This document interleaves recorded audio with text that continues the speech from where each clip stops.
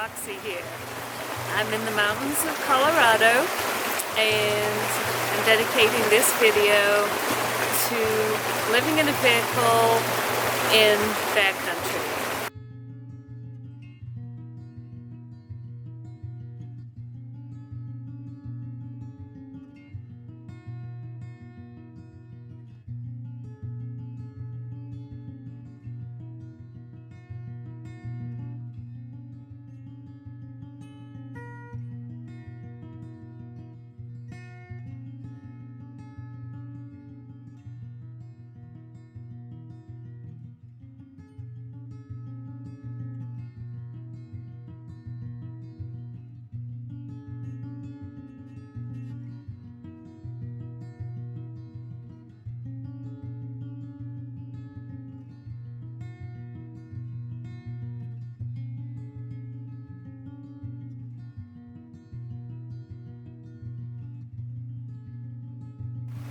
I don't profess to be an expert on bears or anything. I'm not saying that this is not an official video.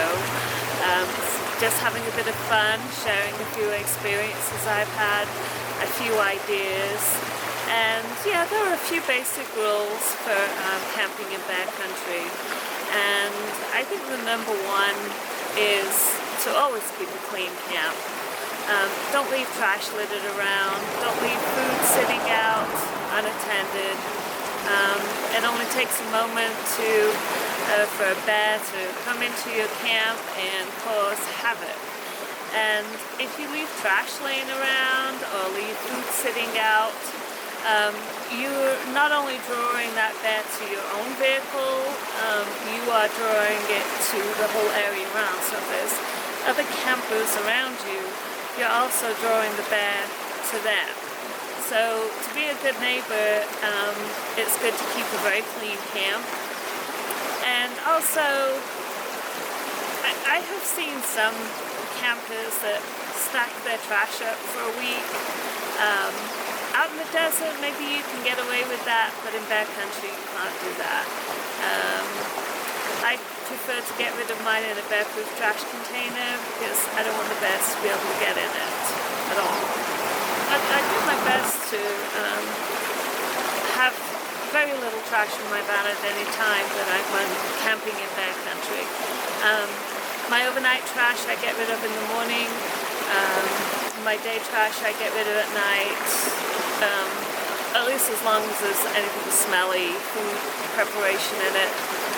Cooking salmon or tuna or something, I might go to a different spot to do it. I might go to a picnic ground or something within the national park or down by the lake in town and do all my cooking there and then get rid of my trash there in the bear-proof trash can.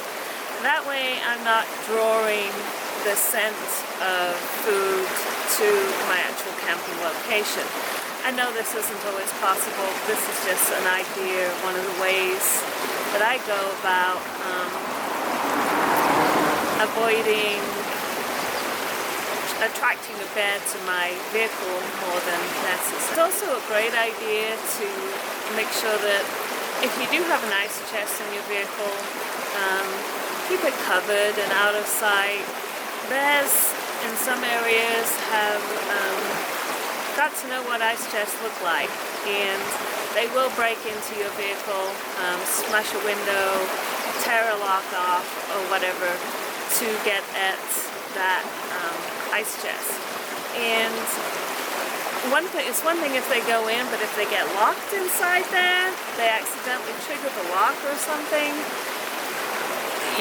there's not going to be much left of your vehicle, the inside of your vehicle afterwards. Obviously, it's impossible, if you're living in your van, it's impossible to not have any scents at all. You keep your food in there, your toothpaste, your shampoo, your Bounty dryer sheets are stuffed inside your engine in places to keep mice away. So it's impossible to live in your van and not have scents. But if you can reduce those, the more the better. I decided to come into Rocky Mountain National Park to have a campfire and cook some chicken and some things I have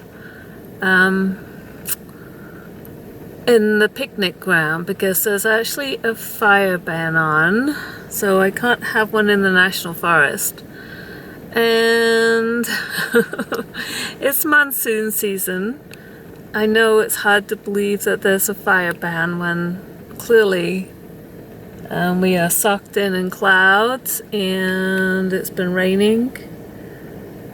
But yeah, there's a fire ban on. It can dry out very quickly. So it doesn't look like I'll be making this video anytime soon. Maybe I didn't pick the best campfire ring anyway. What does this signify? Hope? Or is it just a little teaser? A little...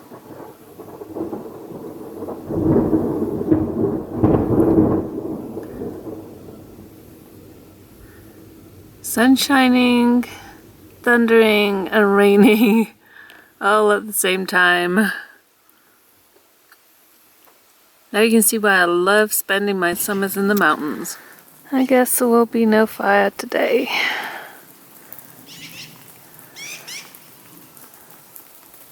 Wow. Look how fast that's moving in.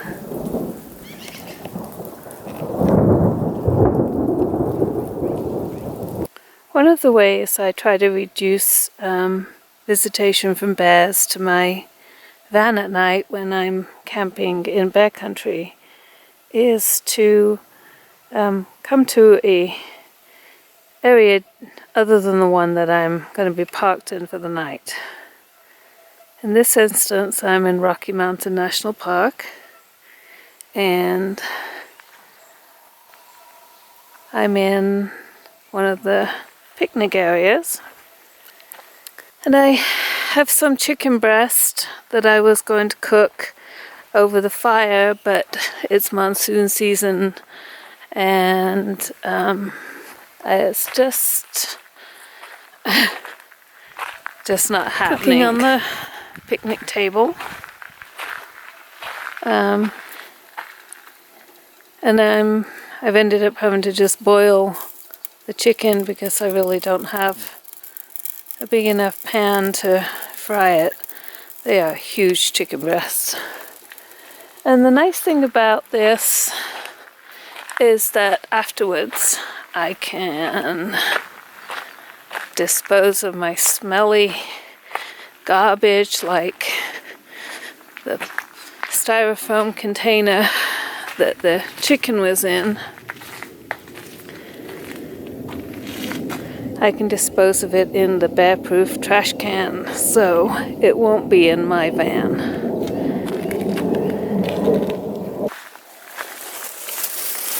Yeah.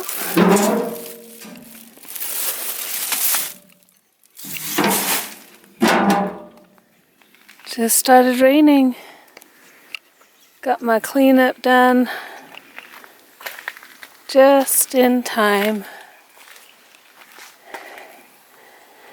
Now I can go and park in my camp spot for the night, which is near a friend's house.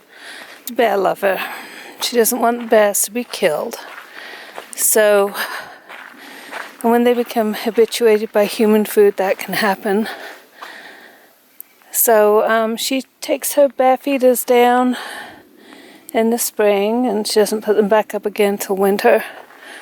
And seeing as I park on her land, the least I can do is respect her wishes to not attract bears. I still have the scented food in my van. There's no avoiding that because I have food in there. But hopefully I have reduced the enticement a little bit. The actual smell of cooking and the smell of trash. Now I'm off to park and sleep for the night.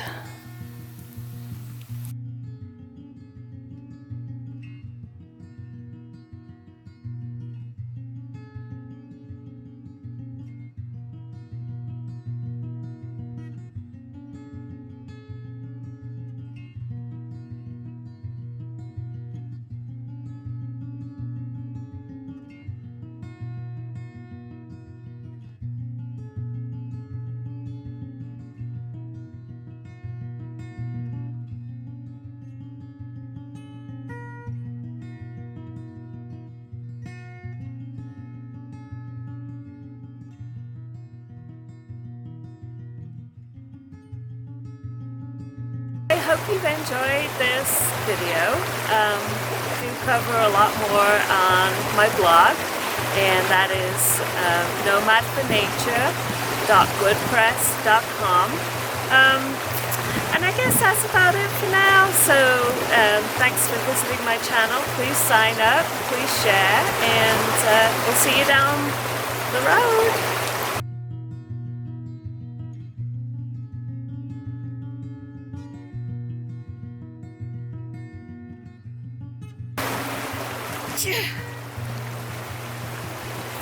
I got people staring at me, and it's so hard to make videos. I think this is like take 26 or 27. Had people walk right through my recording, walk right by me. It's almost impossible. Hi, Roxy here. I'm gonna make this video about bears. Okay, people, you don't have to slow down to stare at me while I'm recording. It's a major...